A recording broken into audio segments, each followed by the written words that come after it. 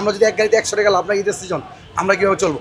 আর Shyamoli Hanif unique sakura আগে 500 টাকা, এখন বর্তমানে 600 টাকা। গাড়ি এখান থেকে 600 টাকা, 100 টাকা বেশি নাই, কারণ নাকি আপনার গাবতলী থেকে যে ভাড়া এখান থেকেও সেম ভাড়া।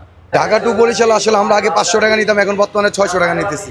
100 টাকা বাস প্রার্থীরা, আগে 500 নিতাম। আর এটা হলো আমাদের শ্যামলী হানিফ। আর বর্তমানে আবার অনেকজন রিজার্ভ গাড়ি লাগাচ্ছে, আপনি রিজার্ভ যেটাকে বলে, ওটা অনেকজন 700-800 নিতেছে, কিন্তু আমরা 600 টাকা করে নিতেছি।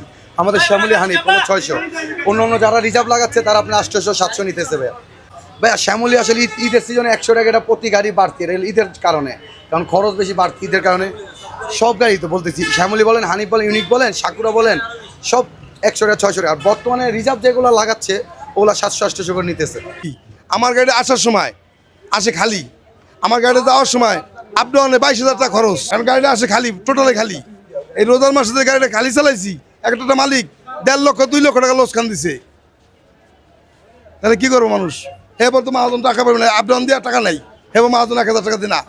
হিসাব করেন, আমি বহেন, আমি হিসাব দিয়ে দিই আমার যে ক্যামেল লোকসান 1,000 টাকা, স্টাফ বেতন, রোড খরচ, ব্রিজ টুল, তেল, হিসাব করে এবার মাহাজন 1,000 টাকা লোকসান। 600 টাকা টিকিট বেঁচে পড়ে গেলি।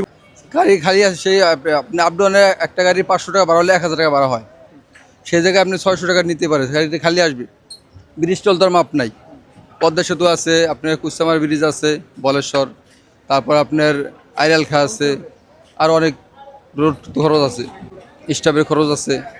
ঈদের শিডিউলে আপনার যেখান থেকে গাড়ি ছাড়ে সেইখান থেকে বরিশালে ভাড়া।